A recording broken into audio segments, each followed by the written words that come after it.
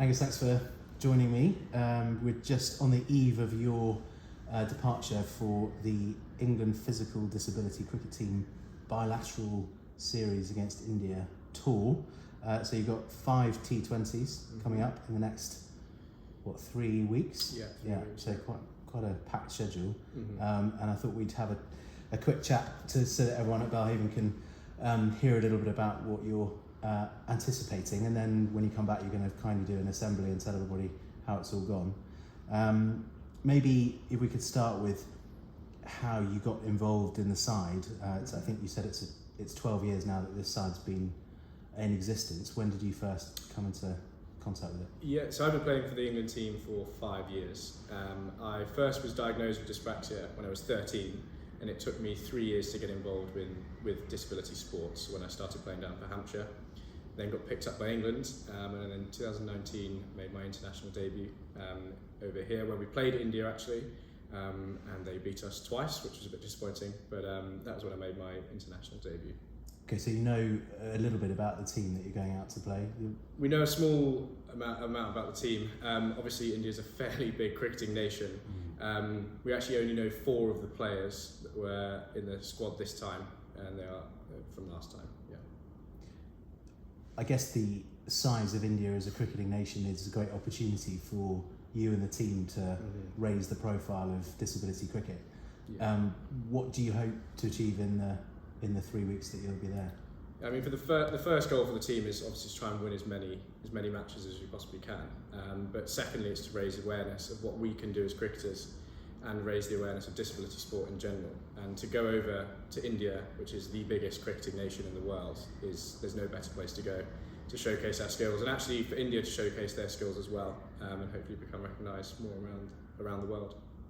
And does it obviously you started last year with the league, the T20 league at home.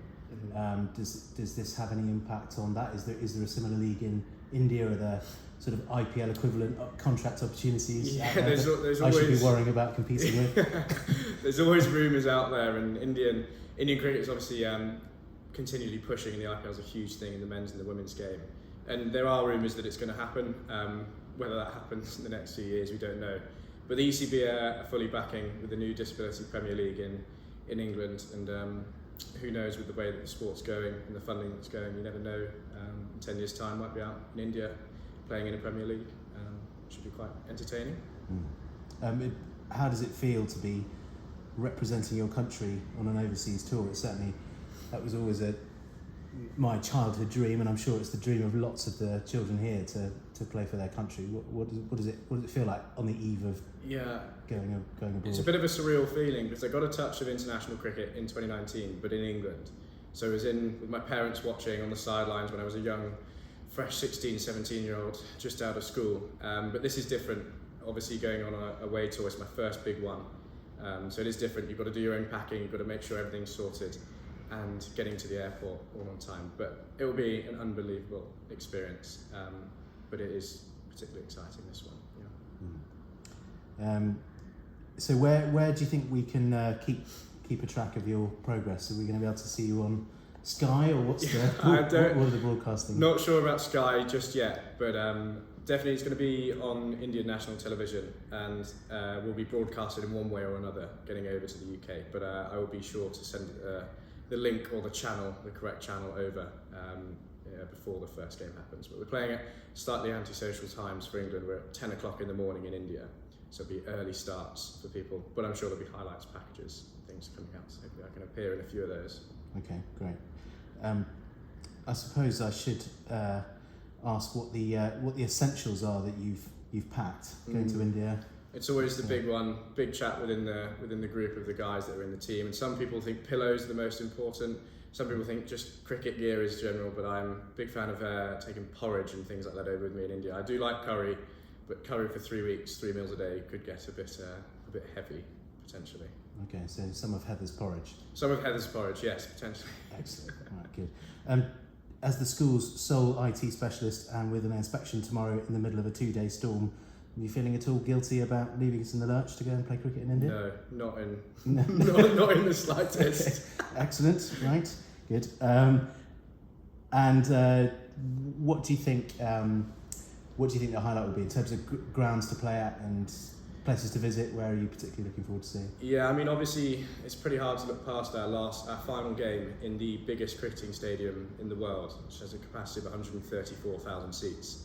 I'm not sure we're going to sell it out quite like the World Cup final was, but it's pretty hard to look past that. But it's my first time travelling to India, so seeing the sights, seeing the people, seeing how unbelievably invested they are in just cricket in general, will be a pretty special experience, and people coming to watch us. Hopefully we get quite a big crowds at some of the games, and it'll be a bit surreal leaving a small little prep school in Scotland to be going out in India with people coming potentially to pay to watch, and you would never have thought that could have ever happened working up here, but it does.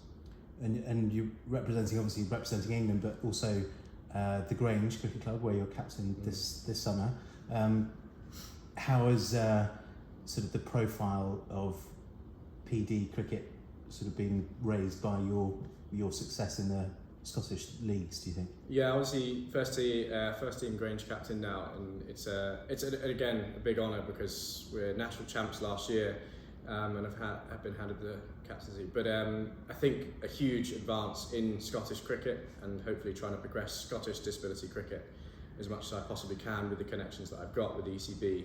But hopefully it continues to grow and people start to recognise that anyone can play cricket, and not just cricket, but anyone can play whatever sport they wish at whatever level they can progress to. Great. Well, Angus, best of luck. We're right behind you, obviously. We look forward to seeing you back and hearing all about it. Thank you good very luck. much. Thank you.